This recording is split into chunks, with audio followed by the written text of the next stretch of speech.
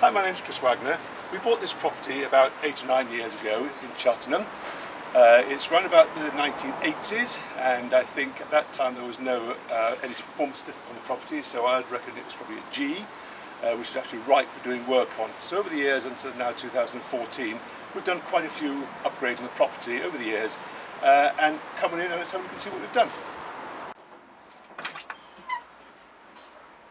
We've been here for about a year, and my uncle came over from Sweden, and he looked at the roof and said, well, which direction is it pointing? Well, fortunately it's south. He said, well, why don't you make use of the solar energy, harvesting the solar power? So what does it create? Well, for each square metre, the sun delivers 1,000 watts. 1,000 watts. That's like a 1-bar electric fire or one ring cooker running. So if you're on a standard roof, that's quite a few kilowatts. That's just wasted. So we suggested I go for solar hot water, and that we did initially. With a 5 square metre panel, that's 5,000 watts collected, and that did the shower and hot water. Later on, when the price of the solar PV panels, that's the electric panels, reduced, we decided to go for those, and up on the roof here we have 2,200 watts of electrical energy, and that is then harvested. It does several things. One, I get the power. Two, I get the feed-in tariff, which is great, so I get paid for generating electricity. Do you know what? I get to use it as well. That's great. The other thing it does to the roof, it keeps it cooler and also allows me to collect cleaner water off the roof for flushing the downstairs toilet, which is exclusively fed from the water collected in the roof, and we'll look at that a little bit later. The other thing we have here is we have a sort of a parasol that can be put over the downstairs sliding doors, so when the sun comes in you can prevent too much solar gain in the summertime. So there's some of the features we have in this house. The cleaner water from the roof is collected in these 5 water barrels here. They summate to about 1,000 litres, that's about a tonne of water. It's raised up here, so it runs by gravity exclusively, and they feed only the downstairs toilet. When it runs out, well, we've got 2 upstairs. Also, we can use the water for gardening and feeding the bird feeder with water for our wonderful feathered friends.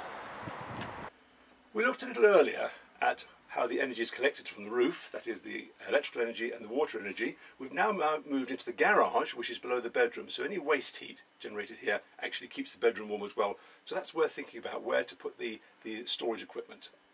Now the electricity coming down from the roof comes down that pair of cables there, through a safety switch, into this box here. Now when I generate the electricity, I need to give my electricity provider, tell them how much I've generated, and that's done with that little meter up there. That's known as a generation meter, and I submit that every few months, and that's known as, and from that I get my feed-in tariff. When it's sunny, I use the washing machine, the dishwasher, and any appliance that uses a lot of power. So I use my power and I get paid for it. I kind of like that. So on here now, it's sunny outside. We can see we're generating 1,732 watts, and the cloud just gone over, it says dropped to 598. During today, I'll just tap that, it lights it up a little bit. We've generated 3,664 watts during the day. The total I've generated since it's been installed is 4,575.5. What about the water side, the solar hot water? That comes down, generated from the panel. The panel on the roof is a bit like a house radiator, painted black with a glass front and a cased back.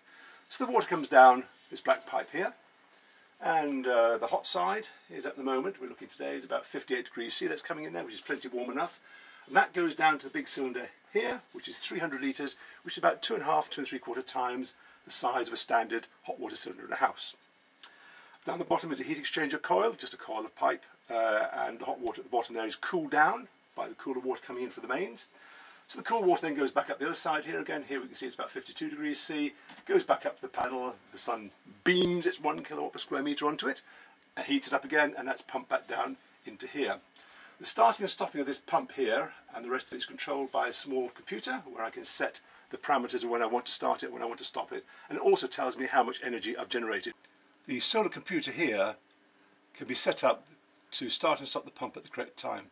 So we can see on here, it's about 58 degrees centigrade. That's on the roof, there's a sensor up there. And here the TS is 47.4. That's the temperature in the bottom of the cylinder.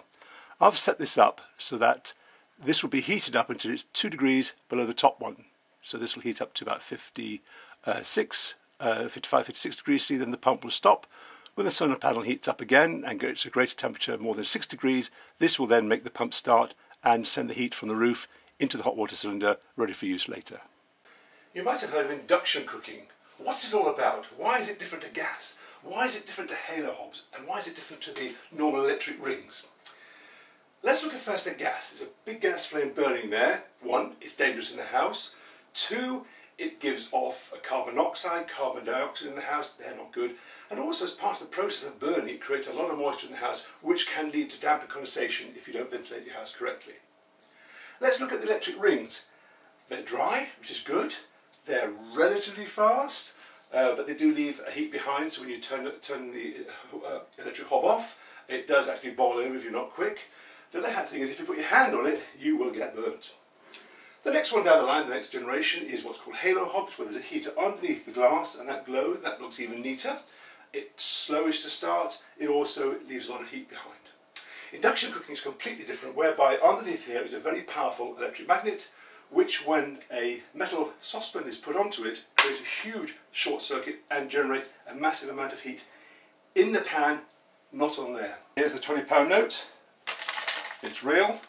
Put that on there. Am I shaking? No, I'm not. Put that on there. We will start the rings up. There we go. So that's started, and we'll put it on to boost, and very shortly it will start to boil.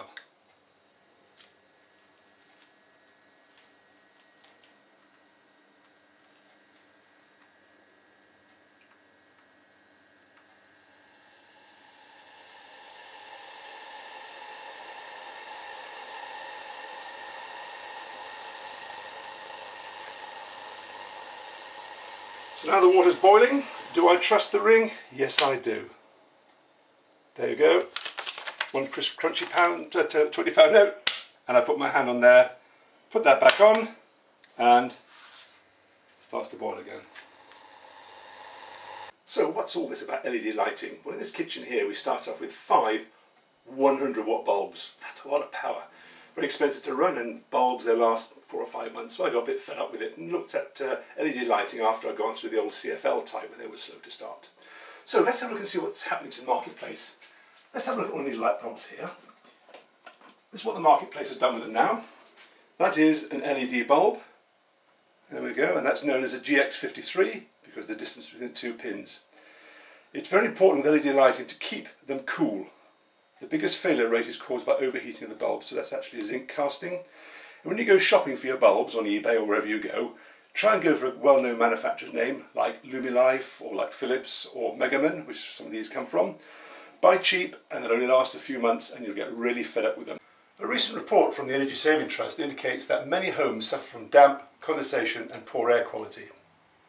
I've looked at this and decided that I wanted to install, over a short period of time, something called mechanical ventilation with heat recovery, or as some people say, MVHR.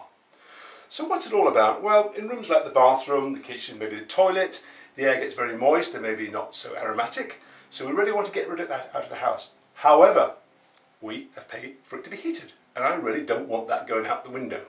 So what I'd like to do is to be able to send out that manky air, but squeeze out of it the energy.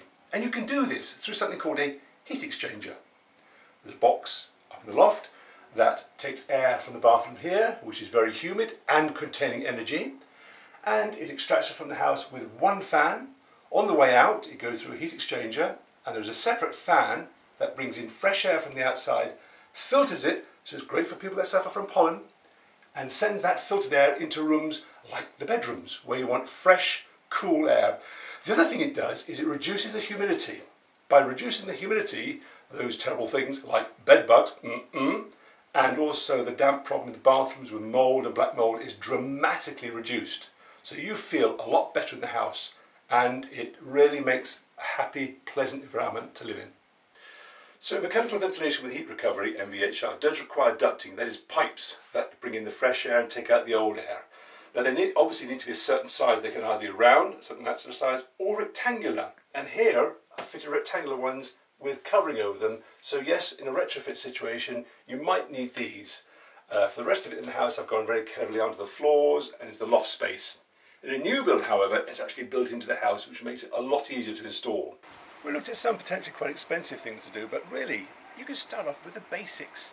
The basics of preventing excess ventilation, or uncontrolled ventilation as it's called.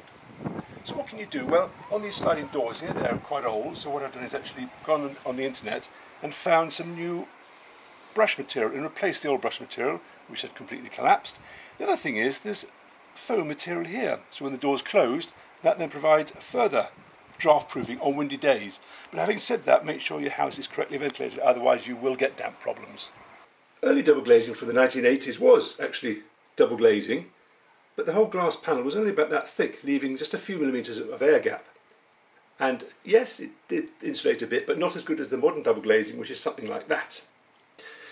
There's no vacuum inside there, as people think. It's actually air inside there, but you can put argon in, which is actually a good insulator. So what I've done here is added on a secondary, I suppose some people can call it double glazing, to make it triple glazing, where I've added on an air gap of about that amount and a sheet of glass.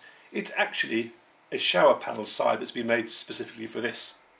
It does several things. One, it prevents the downdraft, and that can be seen when we have the candles running. They're not flickering around, they're burning quite well. It also dramatically reduces noise and has effectively triple glazed what was a very rather poor double glazed window. Thank you for viewing this short video. I hope it's been beneficial to show what's been done on this 1980s house. Don't forget there's Cheltenham Green Doors in September. If you go onto the website, you'll find more details about this house, and should you come to visit it, you'll be able to pick up even more details and see for yourself, and maybe ask questions that haven't been answered on the video. Thank you for viewing.